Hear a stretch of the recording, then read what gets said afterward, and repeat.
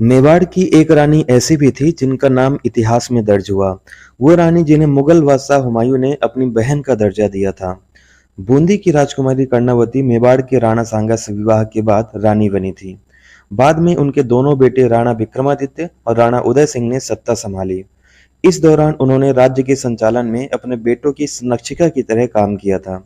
रानी कर्णावती महाराणा प्रताप की दादी थी। गुजरात के सुल्तान बहादुर शाह ने साल 1533 ईस्वी में मेवाड़ पर आक्रमण कर दिया।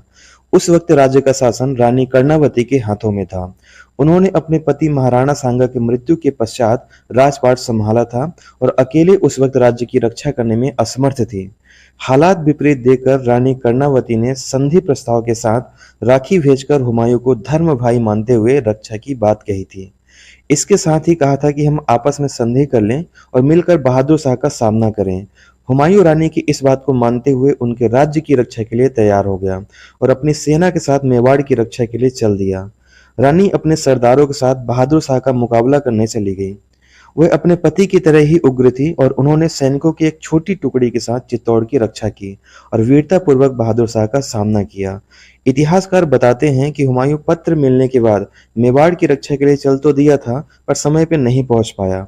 बहादुर शाह की सेना संख्या में काफी अधिक होने के कारण मेवाड़ पर कब्जे के काफी करीब पहुंच गई थी। हार नजदीक देखकर रानी कर्णावती ने हजारों राजपूत महिलाओं के साथ अपने सम्मान की रक्षा के लिए 8 मार्च 1534 को जौहर कर लिया।